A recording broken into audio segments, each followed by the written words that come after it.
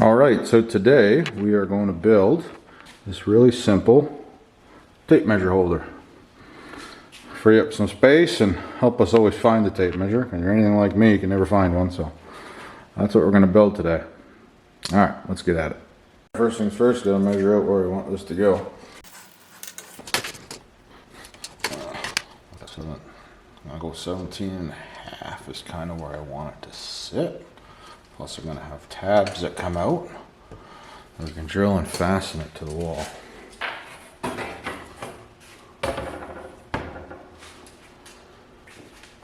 Okay, so I got a piece of 3/4 inch by 1/8 flat bar.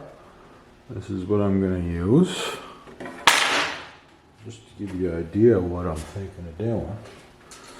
Is that this is gonna look something like this. That's where it fastens to the wall, and it comes out, over, down, and over. And we'll have a hole through here. And your tape measures will sit here. So this is my plan.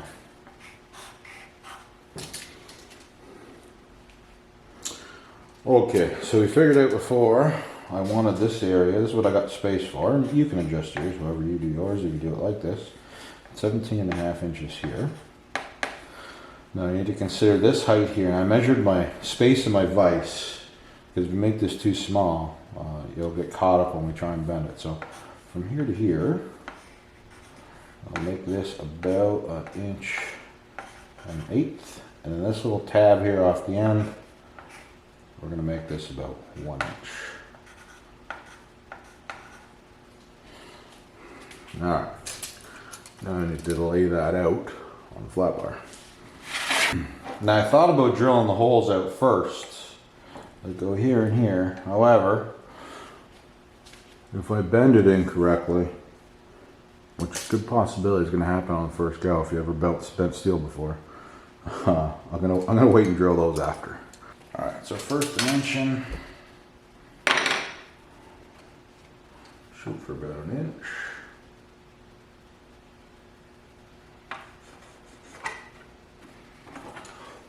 Okay, second dimension I said 1.1/8. So now I'm going 1 inch plus 1.1/8, so I'm going to be 2 1/8.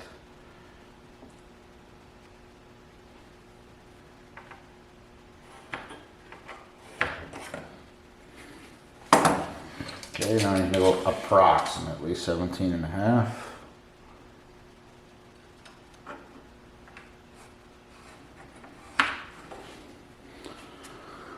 That line, and then once again carry my dimension 1.8 and 1.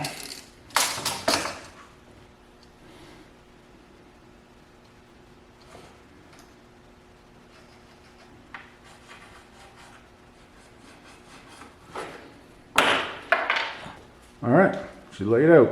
Let's go bend it.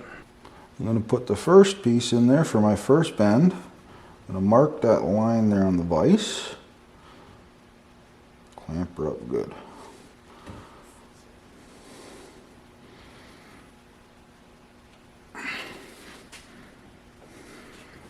All right, now I'm going to beat this end over with a hammer.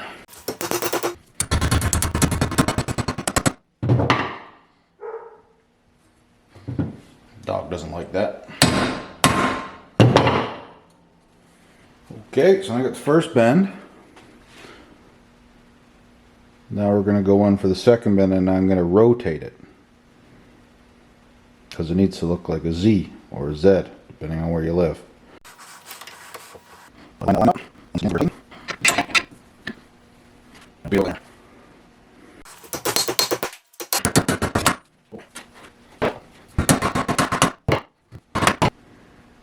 There you have it, we got one side done. Okay, so we got the one side done. Get ready to bend the next side, and this is where I am personally most likely going to make the mistake. So I'm going to think about it ahead of time, how this is going to bend. This is going to look like this, these lines, so this one's going to come in. And so this piece is going to bend down, so I'm going to call that in, I, and this piece is going to bend up this way. Call it an O for out. And just to help myself when I put it in vise, I'm gonna write I, I'm gonna write O. I reposition my vise because the excess comes below my table, so I have to reposition it so it'll slide down. But we're gonna bend the out first. So we're gonna line up that line.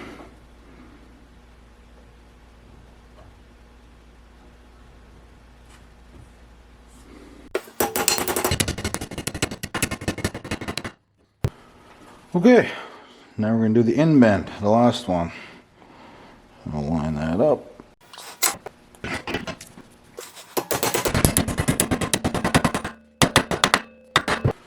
Okay, so we got it bent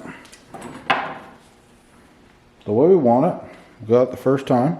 Lucky. I can assure you that doesn't happen too often for me. So now we gotta trim off the excess. But before I use the line I originally marked, I'm going to measure what I got, because you never know after you bent it. It might be a little off. So we got 1 inch. So we're going to double check that this line is still at 1 inch, and it is not. So we've got to bring that in just a bit. So about 1/8. Remember to measure 6 times and cut once, hopefully.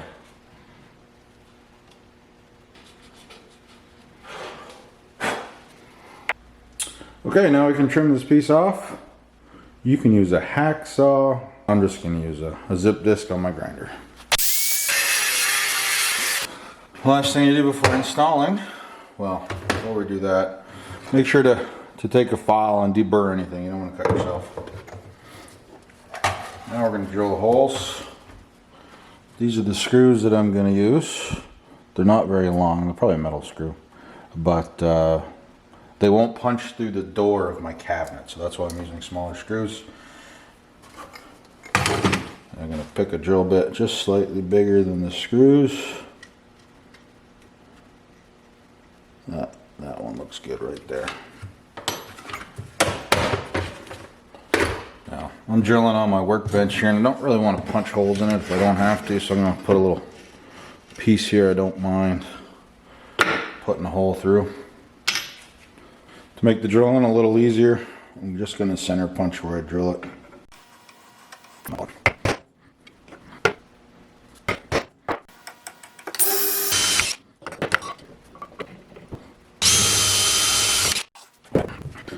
The other side there is going to be a bit of a burr.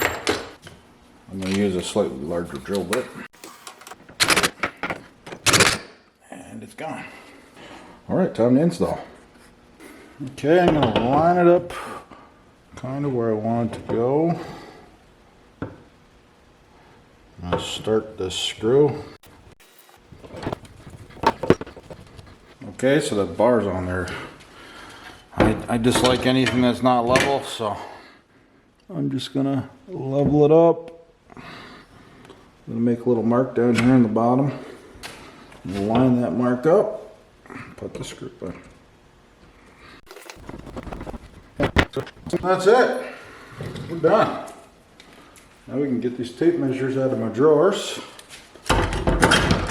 Decent spot.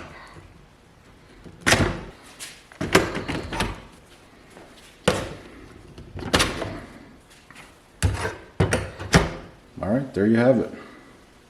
Clean tape measure holder. I hope you enjoyed this, and I hope it inspires you to get out there and build something or fix something or just go eat something.